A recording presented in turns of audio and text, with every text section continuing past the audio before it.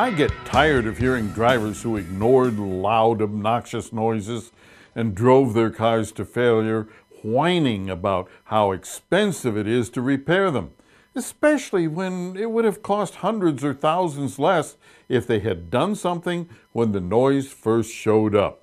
Now, pleading ignorance of cars or mechanical things in general does not lower the price to repair them. I keep hearing about annoying noises and drivers who react by turning up the volume on their radios. Now, I used to think that was just the punchline to a pathetic joke, but over the years I've learned some people actually do it. Please don't. It could be dangerous or lead to a huge expense. Ignoring noises can lead to serious damage to the car or, in some cases, accidents and even death. The proper thing to do is not turn the radio up or ignore the noise, but instead turn the radio off and pay close attention to the noise. Then head directly to your favorite shop. If the noise gets noticeably worse on the way, stop and have the car towed. Towing is usually much cheaper than what might happen if a part fails and takes out other parts with it or causes an accident. Unless you absolutely know what's going on and what the consequences are, don't rationalize that it's just a block or a mile to the shop because you could be in for an ugly surprise. Many times, when you push a noisy part till it totally fails, it damages other parts. Now, a good example of that is the engine's water pump, which circulates coolant between the engine and the radiator to keep the engine from getting too hot. Often, when water pumps fail, it's due to a bad bearing, which makes a rumbling noise under the hood. Now, as the bearing gets worse, so does the noise, which can be really loud. Such was the case with one of those drivers that cranked up his radio.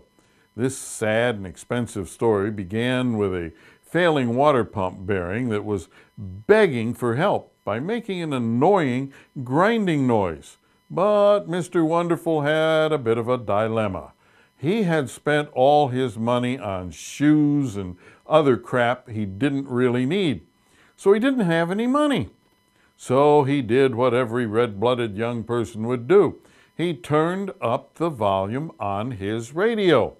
Well, actually, he was streaming to his Bluetooth adapter, playing through his high-dollar amp. But same thing. Music covers engine noise every time. Now, as the noise under the hood got louder, the music got louder until one day he knew he had to get it fixed. But less than a mile from my shop, his car lurched, made a horrifying noise, and stopped dead in its tracks. The water pump had seized. Metal parts got so hot they melted and welded themselves together. Two pieces of metal became one.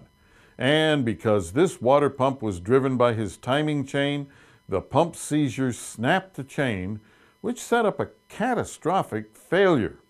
As moving parts inside the engine collided, they broke and trashed the engine.